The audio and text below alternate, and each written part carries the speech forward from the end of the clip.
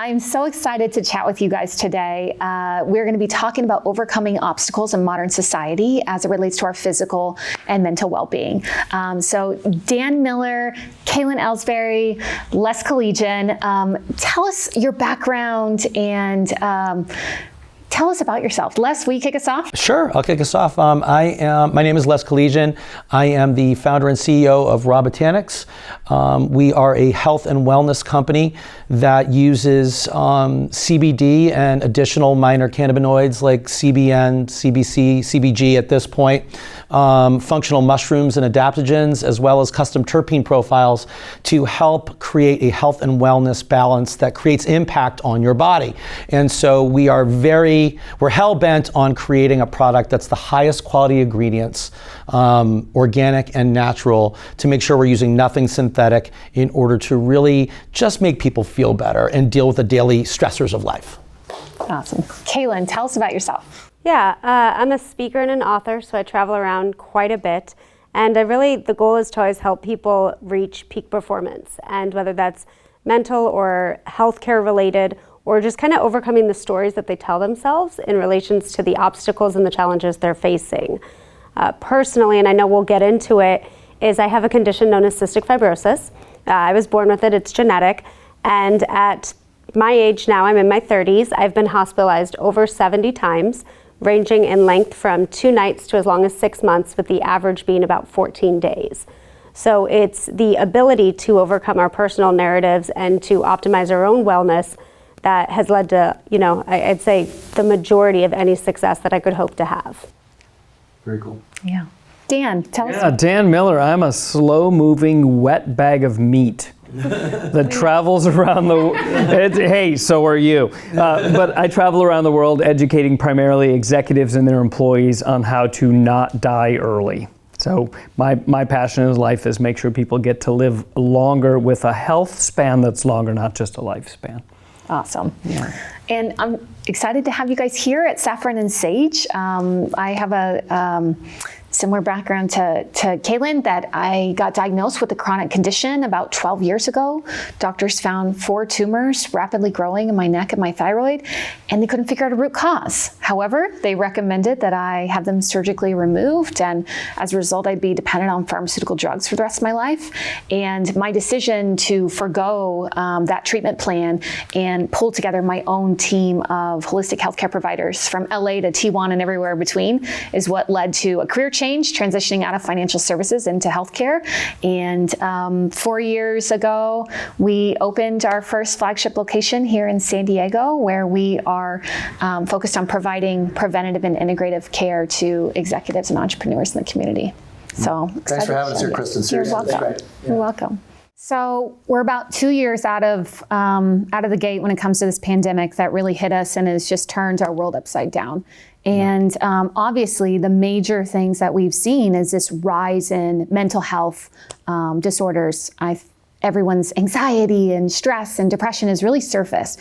So Les, talk to us about what can we do as we're battling these mental, emotional conditions? How do we respond? Well, I mean, obviously the pandemic's brought a ton of stress in people's lives. We were not used to being in a lockdown situation, leaving our jobs, working from home. It's created a lot of crazy emotions. People have lost money.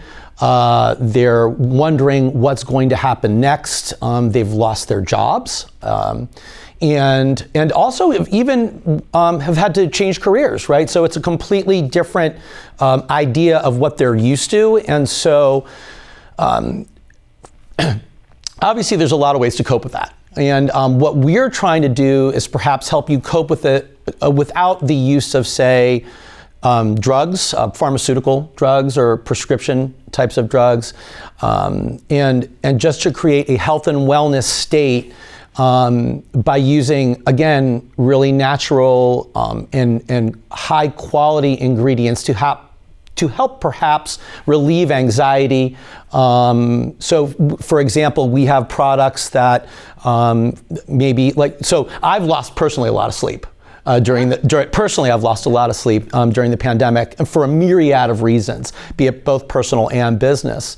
And one of our products that is called Rest, and for me, and that doesn't mean it works for everyone, but for me, it really helps me get a better night's sleep, and it's a combination of CBD and CBN, which is a minor cannabinoid that has a calming effect, with a combination of reishi mushroom and ashwagandha, and then a terpene profile, for example, with linalool, which is lavender, and it's just a more relaxing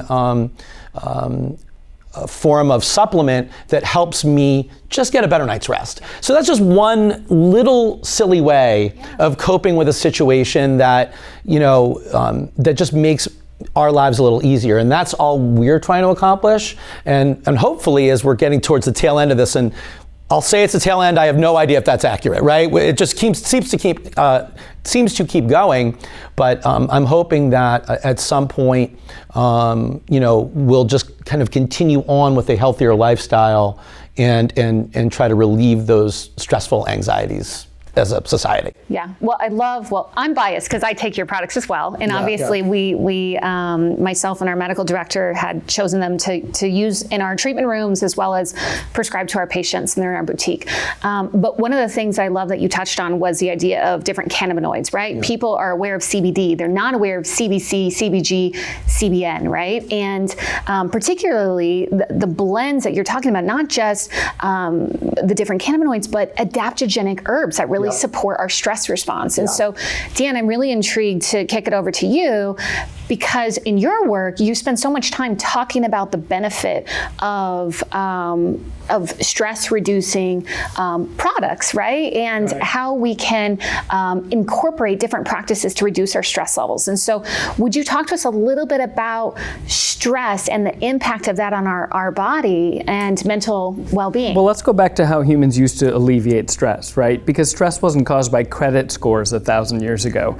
And let's face it, the DNA is still stuck. Our DNA hasn't adapted to indoor use and credit scores and paying taxes. Our DNA thinks we're still outside animals, and we're not. But the way we used to handle stress was get the tribe involved.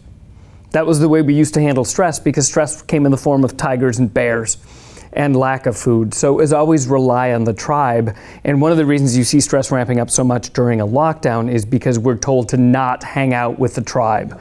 So that's a big, big problem for us. And some of those actions that we would take when we lived outside would naturally nourish our own endogenous cannabinoid system. And if you nourish that system with sunlight and movement and good sleep and tribal relationships, when you're producing your own 2-AG and your own anandamide in balance, those are endogenous cannabinoids, you don't need as much help from the outside. That's our problem, is we're not out there anymore, we're in here. We're in here without social support, and stress goes up. So what happens when you take a product like what Botanics is making is it jumps in and does the job that your body's supposed to be doing and starts an upward spiral of health. If I can reduce your anxiety and get you better sleep, I'm going to start an upward spiral. Better sleep means more energy means more apt to exercise and move more. So the plants assist us in doing what we were supposed to be doing anyway when we lived outside. And we lived outside with those plants for a long, long time, much longer than people want to understand. And the cannabis plant has been found at 21 million years old. So it's been around before humans. We're not that old. So yeah, one of my favorite lines you've ever said is, why people are plant eaters is, why is because plants are really easy to sneak up on. I've chased a plant today and caught it real easy. And I'm slow. Don't let the shoes fool you. Yeah, I don't run more than about 13 miles an hour at top speed. So one of the things that really intrigues me, because my story, and actually, Klyn, I really want to hear about you and your journey, because I think you are the poster woman for overcoming obstacles. And I would love for you to talk to us about how overcoming obstacles impacts our mental and emotional well-being. Yeah, I mean, so you bring up a lot of just kind of different mindset talk, even in that intro, because what's interesting is it wasn't until hospitalization, like 65, that it even occurred to me that I had options. You know, I was told from a very young age, people with cystic fibrosis have issues gaining weight. You know, eat the mac and cheese, eat the hamburgers, add more cheese to the hamburgers, as many carbs as you could possibly have. And I went into a coma in 2001 with a blood sugar of 1,286 and was on life support because of brain swelling. And I remembered when I started getting educated about what it meant to now have diabetes, it was because we had put so much strain on my body, and the food, essentially the chemicals that I was putting in my body, I hit a point where I just couldn't absorb anything. And then I lived life with the diabetic roller coaster, you know, take your 40 carbohydrates for breakfast and your sugars and try to gain weight still. And now you need insulin, but the insulin's not long enough, so you need long-acting insulin. And of course you're not sleeping because your entire system is overrun. And around hospitalization, like 68-ish, I started to think, you know, is this really the best process? And I think a lot of times, you talked about the pandemic earlier, recognizing that when you're going through mental or emotional stress and you don't have your tribe, to Dan's point, because I spent all of these hospitalizations were in the isolation units as we now know them. So I didn't have a tribe. But once I started realizing that options are available, well, now if I start allowing myself to think differently about my situation, I can start looking for what are the things that the doctors and nurses aren't telling me. And that's probably my big takeaway is well-intentioned people don't necessarily know your health the way you can. And I started with cutting out the sugars, cutting out the carbohydrates, being super smart about things like fillers. Like, I didn't realize how prevalent fillers were in pretty much everything we consume. And, you know, I was taking Ambien, melatonin, Advil PM, like anything to try to sleep at night.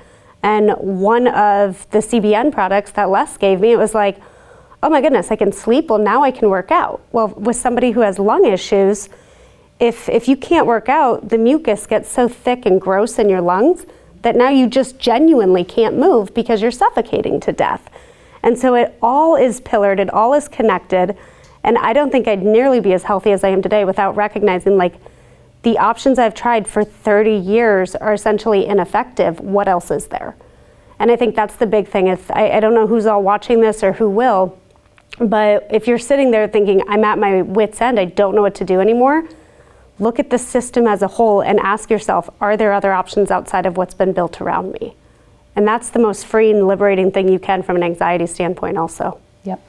I love that. I think having these parallels that I can identify with diagnosis with chronic conditions is that the current medical system isn't designed around bio-individuality, right? And I think that's a commonality that we share. Yep. It's our beliefs about preventative and integrative medicine is we have to go back to understanding my biochemical design versus Les's versus yours. Yep. Is completely different. Totally. And so what we need to eat, the practices that we need to orient ourselves around are going to be unique.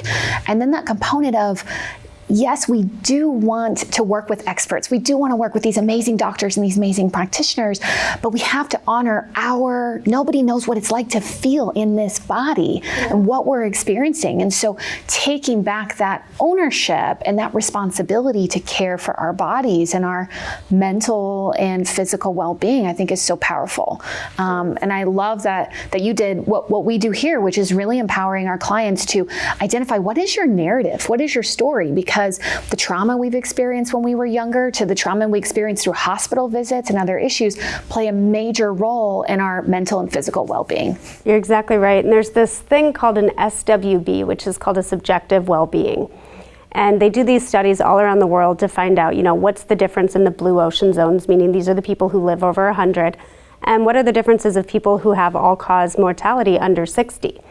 And they actually found 4 components of what increases somebody's SWB outside of eating right, exercising, all of the normal things. And one of them, from an emotional point, is exactly what you hit on, which is the perception of control.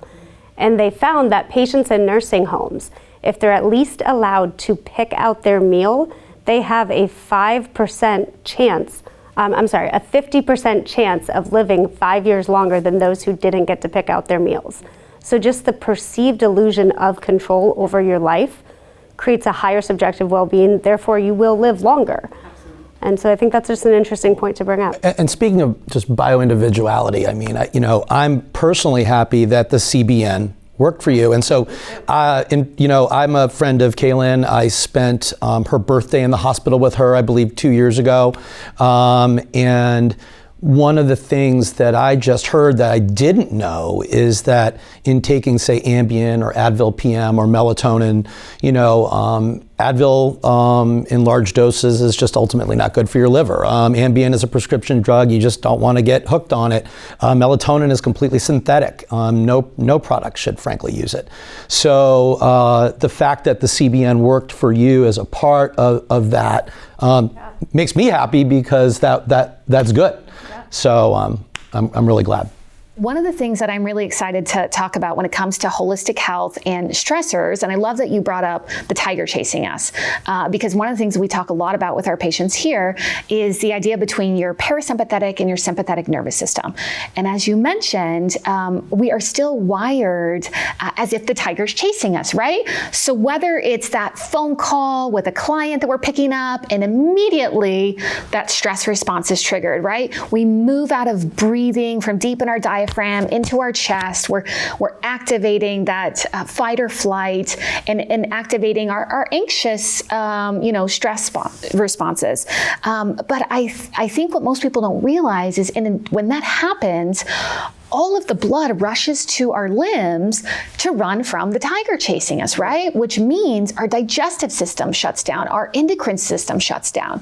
And so when we're talking about the importance of practices and products that are going to help us regain or maintain our well-being and come back into a state of homeostasis, these components of adaptogenic herbs, these practices of breath work, of acupuncture, these different components that we can weave in are so incredibly valuable. And I'd love to talk specifically about the adaptogens and the stress response. Yeah, we can talk about any of the plants in relation to how they're helping humans, because the fact is that we've relied on a lot of these adaptogenic herbs and plants for hundreds of thousands of years. And when we just go back in written human history, we can see evidence of adaptogenic herbs being used for this culture pre-biblical days. So before the writing of the Bible, we can see this all throughout Chinese writings, that we've been using various adaptogenic herbs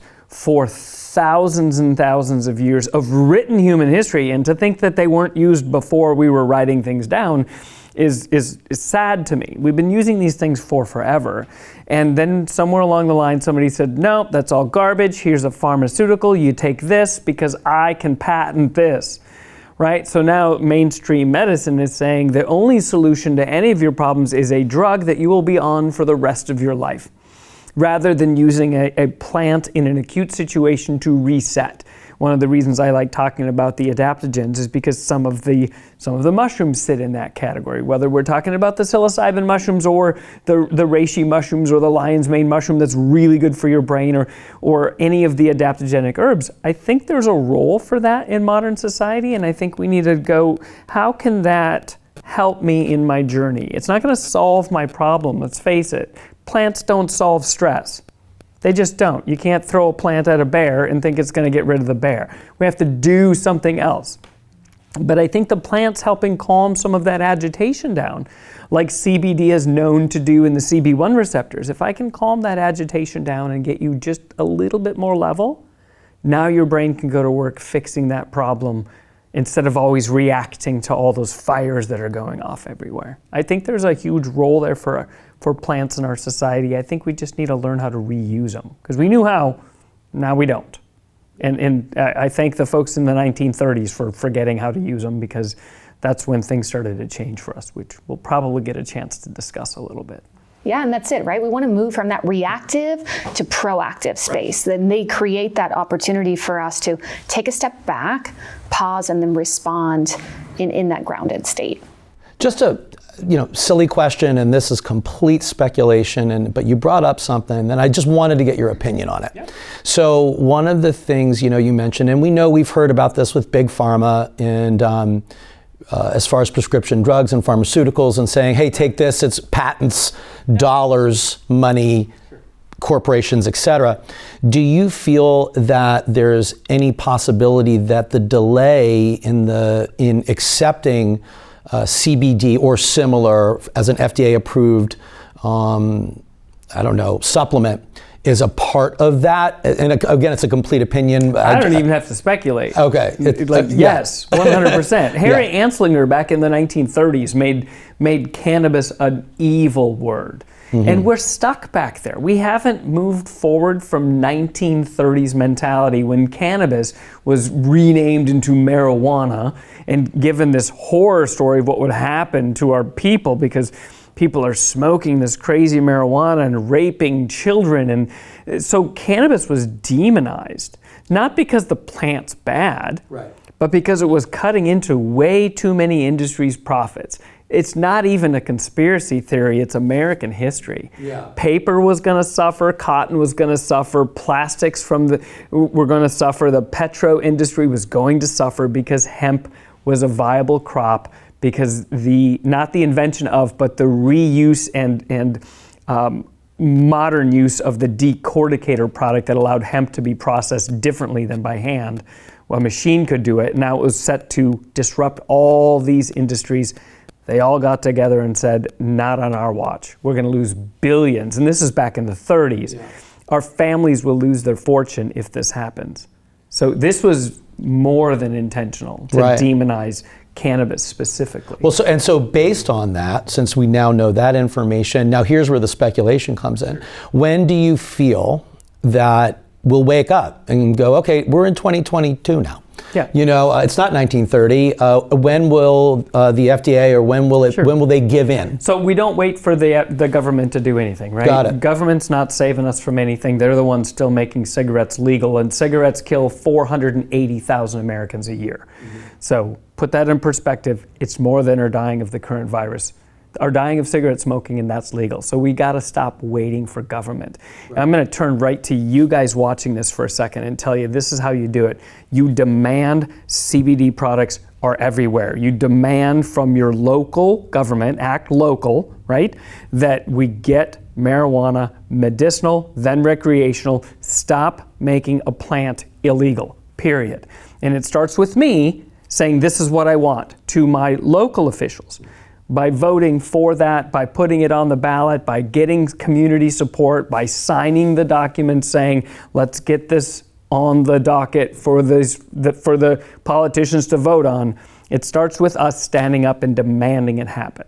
And you guys, the government doesn't work for anyone but us. They work for us. They don't tell me what to do. I'm ungovernable. Anyone that knows me knows you can't govern Dan Miller. I'm a self-governing, sovereign citizen.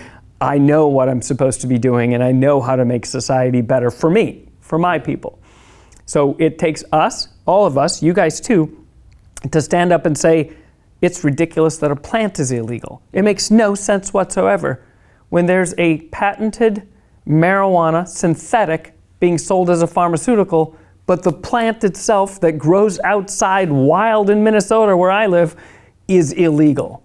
Makes no sense. So how we change that is folks like you, folks like me, folks like you, standing up and saying we demand this is legal. Yeah, I think that's really a good thing to mention. I mean, the act local portion of that. And it's really as simple. I mean, look, if I want a specific yogurt sold in my grocery store, I walk into the manager and say, I want this yogurt. And you have enough people doing that, they're going to stock that yogurt, right? And it's that same concept, but I don't think as consumers we understand the control we actually have. We have all the power, you guys. What I love about what I teach and what we do, what Klyn teaches too, is take that power back. And the reason most people don't want that power, and I always like to go way back to Marvel Comics and Spider-Man, because you've all heard Uncle Ben say it. We don't want that power because with great power comes what?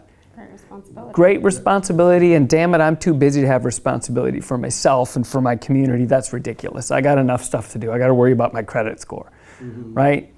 Guys, I'm telling you right now, if you want the secret to life, take your damn power back. Then it's impossible to sell you anything, and you get to go demand what's sold.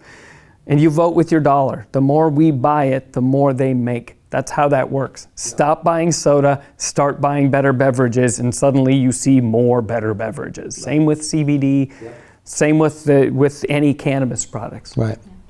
And you're seeing that actually too. Yeah, Sorry, very Caitlin. much. Go, Kaylin. You Yeah, you're up. You're up. Three of us are on a roll. We're like, oh, we got this. Come in, Coach. You asked such a powerful question. I think, and you said, well, when are we going to wake up, right? Yeah. I legit think the pandemic woke us all up.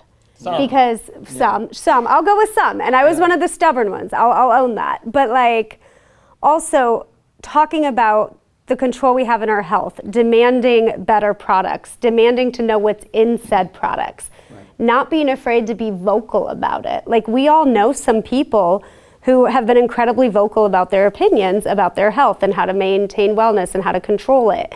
And at first, maybe those people, we were like, oh gosh, don't talk to Kimberly, right? And then as the pandemic wore on, we're like, Kimberly might be onto something. And now we're saying, Kimberly, you come sit by me and teach me. And so I think in the last year and a half, we've been part, and this is what honestly is probably scaring some of the politicians and such, is we're really part of an amazing time in history where there is a grand reawakening. And it's gonna be fun and interesting to watch because just like Dan's point and just like what you said about going into your grocer, we are now understanding that we are people with the power to cause an awakening. Mm-hmm. You were gonna go. Absolutely. Well, I was just, one of the things, and this is a little bit switching directions, but in the same vein, coming out of this prohibition with cannabis, one of the big questions that a lot of people have, they're still asking simple questions like, is this psychoactive? Am I going to get high? Right. We're still at the very foundations of understanding. And so, Dan and Les, I wonder if you guys might help us understand what sort of science is out there as we're just starting to kind of dive into this. I'll let Dan speak to the science because he has much more, but I will say one thing, Dan, before you go. Yeah, well, I'll just say that, just to your point, is that many people, our products are both broad and full spectrum. A broad spectrum product has 0 THC. A full spectrum product has less than 0.3% THC, so it's virtually undetectable. And I think that what happens with people that I see, this is the non-scientific part, but we'll have someone say, purchase a product, and they wonder why they don't feel it. And so it's the THC that creates an entourage effect with CBD that gives you that feeling of a high or some form of something so that you're feeling something. But that doesn't mean it's not working without the THC. It's still happening. You're still getting the nutrients and things that you want. The THC is just making you feel it. And similarly, there are some companies out there that have like a rest product, and it's a CBD with melatonin. The melatonin is really the only thing working there to make you sleep, and that's why we put the CBN in our product instead of melatonin. But the melatonin is what's doing it, and that's synthetic. And frankly, for me, it just gives me horrible dreams, and I wake up very groggy. But yeah, it's a lot of education. And we're constantly striving to educate people on what they're getting and why they're using it and why they're not feeling high or passing out from the THC, from an indica to a sativa type of scenario. But Dan, I kick it over. Well, so here's the big thing. Look, the most psychoactive substance, the most addictive psychoactive substance in the United States is sold to children. It's caffeine. Yeah. Yep. Caffeine is a psychoactive substance, and we sell it to kids because it makes the soda taste better. All right? So when we're talking about we don't want drugs in our kids, if your kids are drinking soda, they're drinking drugs. If that soda has caffeine, they are drinking a psychoactive substance. If you don't believe me it's psychoactive, I've got a pre-workout that you can try that's going to make you think the walls are breathing, right? It is a psychoactive substance when we put too much in our body. We're just so accustomed to it, nobody even thinks of it, okay? So when we talk about psychoactivity, CBD is still mildly psychoactive. It's just non-intoxicating, and that's an important distinction. It's still doing something in there to the neurons in the brain. It just doesn't intoxicate you. It doesn't impair you any way at all, nor does CBN, nor does CBC, nor does CBM, nor does CBG. There's a bunch of them that don't. There's only a few that do.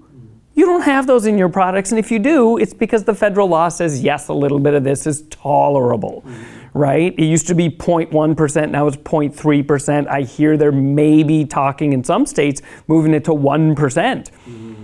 Well, you're going to fail a drug test if you're taking that product at 1% THC, and you might even feel more of it, especially when you put a couple droppers underneath your tongue instead of one. But it's an intoxicating element of the cannabis plant that in your products right now, and especially in the broad spectrum products, isn't even in there. Right. So rest assured, you can give this stuff to whatever you want to, whatever age of human, and it's not going to impair their ability to be a better human. So only a couple of the elements of the plant do that. And what do we know now? About 150 different cannabinoids in plants, plus 5. Now I think there's a couple more they discovered in humans. We produce between 5 and 7 cannabinoids in our own body. One of them makes you high. You can make yourself high. You guys, if you don't know this, you can get high in your own supply. Go exercise. When you get a runner's high or an exercise high, that's you making yourself high through the production of a cannabinoid called anandamide. So they're out there. And I would just say if somebody's really conservative and they want to avoid that, stick with a broad spectrum product that doesn't have the THC in it, and you never have to worry. Yep. So one of the things that we already kind of started getting into was this idea of sleep. And Klyn, I want to start with you with this question because you made reference to this already. And this is one of the foundational components that we start talking to our clients about, right? And understanding that if we're not getting sleep, our body is not able to begin healing and begin regeneration, right? So talk to us a little bit about your experience as it relates to your sleep cycle and how you've seen your relationship with sleep impact your holistic health journey and, as a result, your physical and mental well-being. Yeah, I think, that's an interesting question. I'm a millennial, and I remembered when I first started entering the workforce, there was such this preconceived notion as like sleep is for losers. Sleep is, if you're not grinding, you're not going to make it, right? And everybody was talking about that and how sleep's overrated. And I totally bought into it, right? So I did corporate recruiting for a while. And at that point, part of your paycheck is associated with your commission structure. So if I want to be a successful adult, I need to grind and I need to let sleep, 4 hours, 5 hours a night is fine. And it was interesting during that time, I kept getting hospitalized. I mean, it was every 2 to 3 months. I remember I was in Orlando and I had a corner office, go me, and my nurse would actually come to the office and on my lunch break, hook up my port and infuse me at work so I could continue to make the kind of money that I wanted to make. And then, work ends for the day and you're just exhausted from your treatments, but don't sleep. You've got stuff to do. You got to buy your first house. You've got to grow. And I really took that on as advice. And it wasn't until, like I said, around hospitalization 65 to 68, I started looking for other narratives. And that was when I think it was Joe Dispenza started talking about the importance of sleep before I met Dan Miller. And I wrote it off and then I actually tried it. And it was interesting on the nights that I would get rest. And there's so many great tools to check your sleep, and that's probably another conversation. But on the nights that I would get rest, I noticed the next day I could work out. And the more I could work out, the more I could do what's called airway clearance, meaning get the mucus up and out of your lungs, and it's also got the infections in it. So start clearing those secretions and less likely to get infections. Well, if you're less likely to get infections and you have more lung function, I was traditionally around 50% lung function. Well, now what's interesting is you can actually work more productively in less hours. And you actually have time for life and you have time to build your tribe. And it was just kind of a weird thing because I overlooked sleep. And I always thought that the answer was an Ambien. And then when you woke up 3 hours later from a nightmare, pop a melatonin. When you wake up 3 hours later, have another one. Mm-hmm. If that's still not working, NyQuil cocktails were my favorite. And I was always like, what's going on? And that's part of why I attribute a lot to raw botanics is just the ability to have a good night's sleep really is the foundation of what creates your health. And I think that's a story that just hasn't been told much. Absolutely. And I love that you hit on the cultural narrative, right? Because being in Western society, and particularly being in the US, that is a key component to achieving success, right? We have to sacrifice sleep to work harder, longer, faster than everybody else to get the trophy, right? Yeah. To get the house, to get the income. So I think that's a big piece of rewriting that narrative and starting to implement these practices. And you do see it on the productivity side, right? Yeah. We see enhanced performance as well as you said, unlocking these different components to healing. Yeah. Thank you for sharing that with us. Of course. Dan, talk to us about sleep. I fell asleep for a second there listening to Kaylin. Yeah. All right. Well, all right, look, here's how this breaks down. All of our evolutionary past was spent outside. And you as a human, when that sun goes down, you better be with your tribe and you better get some sleep, because when the sun comes up, it's time to find food and make new people. Right? So we're diurnal creatures with two biological imperatives: make new humans and eat enough food to make new humans. Diurnal meaning we're designed to stay awake during the day, and mostly because your night vision sucks. You're not a nighttime hunter. You can't even see in the dark, right? So when the sun goes down, sleepy time. When the sun comes up, stay awake. Well, now we don't have to do that. We're not outside anymore. I'm in here. I'm not at risk in here at night. I'm still super safe. So we've adapted just in the last 50 years to a solid indoor environment with such fake light. This light right here, this one right here that's shining on us, is full spectrum light. And full spectrum light with the blue included doesn't exist outside at night and never has. So we're in an artificial environment, seeing artificial light, sitting in front of our TVs, sitting in front of the computers. Of course we're going to have trouble sleeping, because those light signatures, those blues and those indigo light signatures are telling our body it's daytime, not nighttime. So we're throwing off our circadian pattern just being indoors all the time unless we adjust our lighting. Right? So we're going to have trouble sleeping. Most people will. And then we stack the stress on that we haven't dealt with. That's going to make things even worse. Well, here's the reality of it. If you don't go to bed, the brain suffers.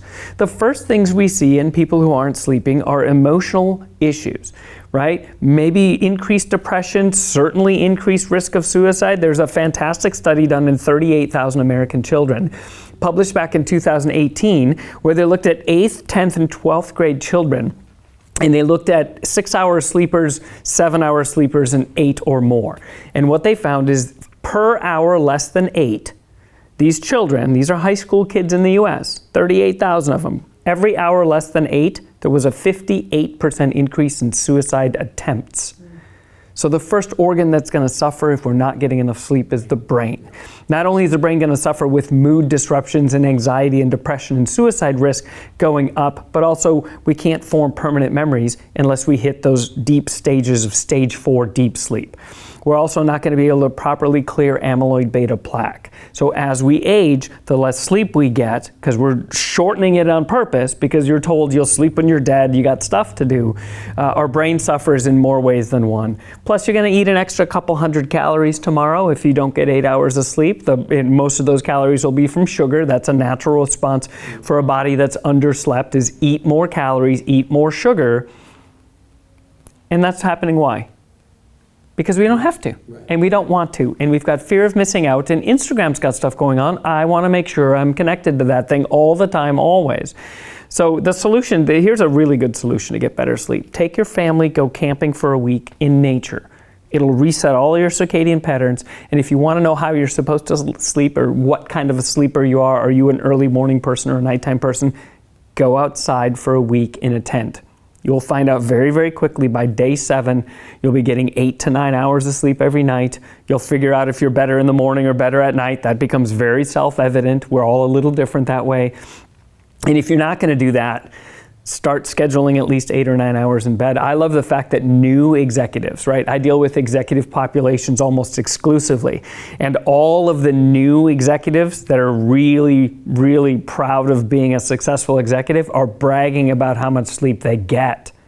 Not the other way around, which it was 30 years ago. It's like, I don't get any sleep. Now it's like, no, I'm doing this and I get 9 hours a night.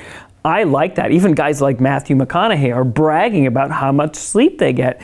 It's important. If you want your brain to last past 100 years old and you want your body to go with it, you got to go to bed. Mm-hmm. That's the only time your body will clean up the corners of nonsense, right? Heal that damage that's going on in there, get rid of some of the metabolites from the food you ate today. What we call cellular autophagy, which is cleanup and repair of dead and broken and damaged cells, ramps up when you're in deep sleep. Your CBN product is magic for that. And the pillow sprays. Oh, the pillow sprays.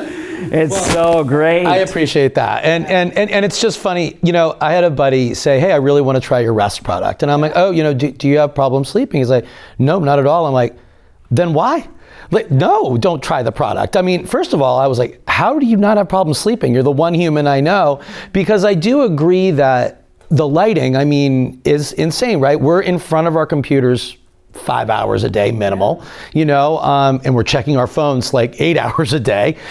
We're locked into non-circadian based light at the wrong times of day, late at night. We're keeping this room lit. Let's say we're doing this at 10 at night. We'd still think it was daytime out, right? And so you're confusing your body. And so I personally, I am someone who can fall asleep very fast, but once I wake up, the mind starts moving, and then I have a hard time sleeping, which is just why I happen to like my product. But yeah, if you don't have problems sleeping, no, don't use a product you don't need. Well, a lot of people don't even know if they have problems sleeping because they're not measuring it. Right. Like, look, if you're not tracking this, you can't make improvements on things you don't measure. So, But if somebody's like, I don't know how I sleep, well, get a tracker. Fitbit, Apple Watch, Garmin, this ring, the Oura ring is fantastic for that. Find some way to track it, make some improvements on it. It's not that difficult. Right. A lot of folks can afford a tracking device to measure their health and fitness. I always tell people, if you don't measure the inputs, how are you going to know what the output's going to be? I think there may be an issue in people trusting the data. How could that be accurate? And I don't know. I'm sure it is. I've heard the Oura ring, for example, is fantastic. I love this product. Yeah. So, and it's very accurate. Yeah. Well, here's my deal, guys. We don't have to measure anything. We just go outside. You're going to do all the stuff you're supposed to do to be healthy when you're outside. It's going to work that way because you're outside. That's where we were designed to be, or evolved to be. And don't bring your phone on the camping trip, is what you're saying.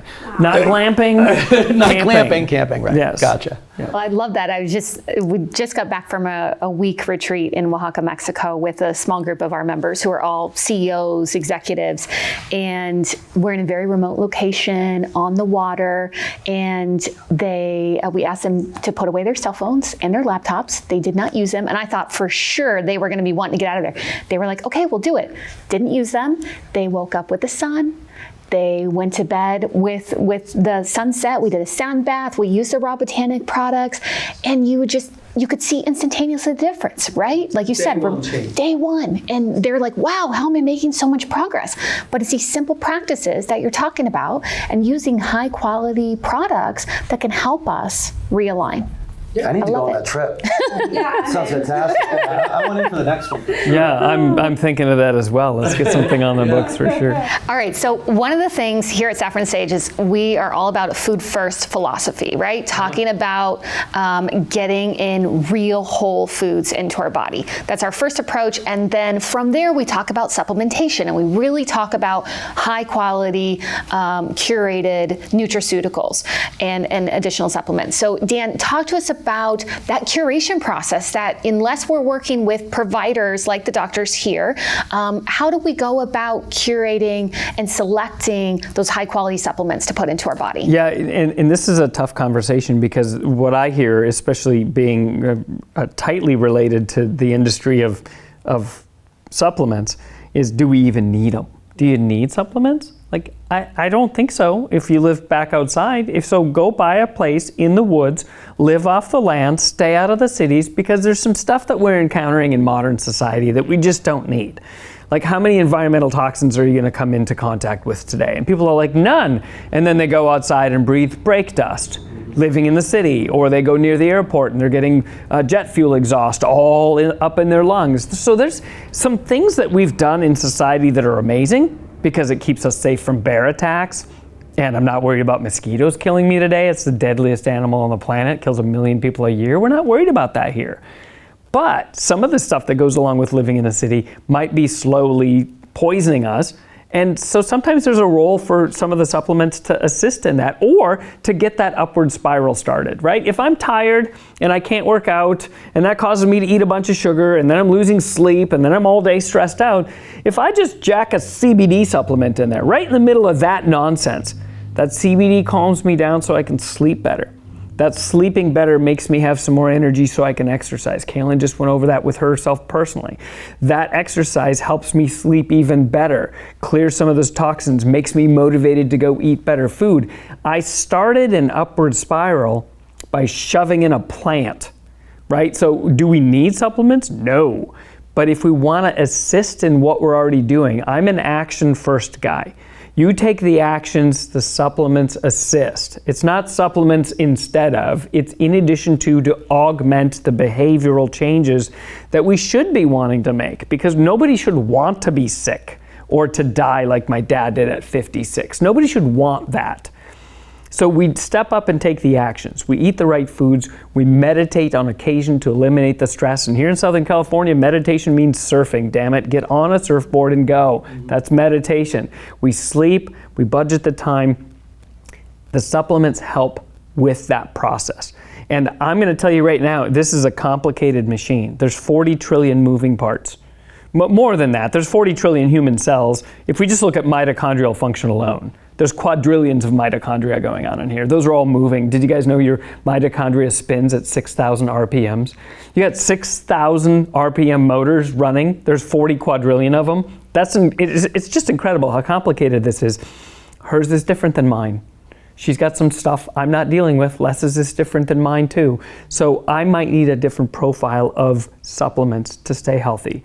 My actions are going to be different. Les might need more help than I do because my actions are radically different than his, right? So I always tell people, there's some basics. There's the number one supplement I recommend everyone get on right now today is a CBD supplement because of the system it's affecting. Because it's affecting the largest self-regulatory system in humans. That's why I spent 2 years writing a book on, is endogenous cannabinoids and what that means and how much control they actually have. It's like this giant puppet master running everything, and then we feed it some nicey stuff and then it gets better, right? In all aspects. Like, I know people taking CBD for back pain because it works better than their prescription drugs did. I also know people like me that use CBD for anxiety because I'm a socially anxious introvert and you're pointing cameras at me, right? I need it to be a better human being, and I think everybody should start somewhere.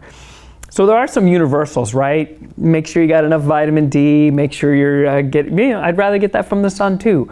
But if people that can't go outside and get it from the sun, they might have to consider a supplement. So my best advice is find somebody who knows what they're doing, a functional medicine doctor, or start delving into where you might have deficiencies just with your regular doctor doing the physical every year. Are you deficient in some minerals or some vitamins? It's right there. Or get a DNA test and get tested to see where you might have some deficiencies or some things to fill in. But there's some universals for me. CBD, CBN, I like CBG in the morning, really helps with the brain.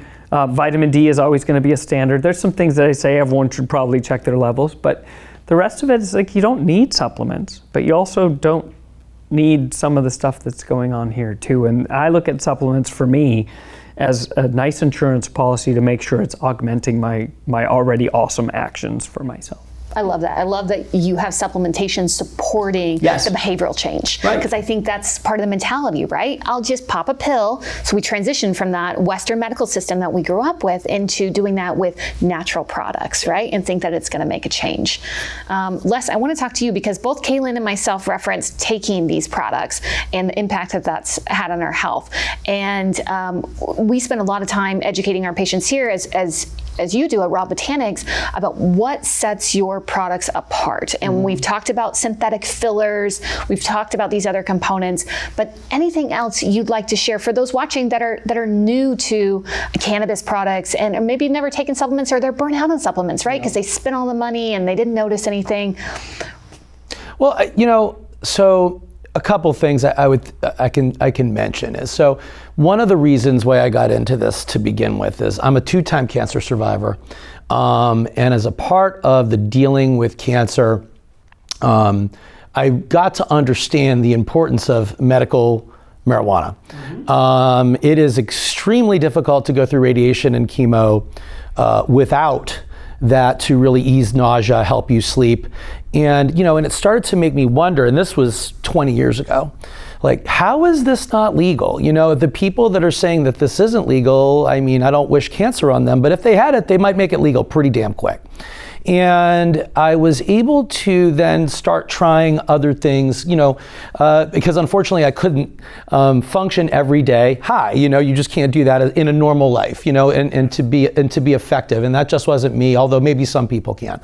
And so I started taking other types of supplements and started experimenting and maybe a little bit of biohacking, but I'm not, truthfully, I'm not an expert in that. That's just not who I am. But what I've found, and I agree with Dan that, you know, one of our products has CBG in it, and it does, you know, give you that, well, not only does it have, you know, perhaps anti-anxiety, bone growth, and anti-immunity, or excuse me, immunity, I should say, not anti-immunity, but, you know, portions of that minor cannabinoid that help you,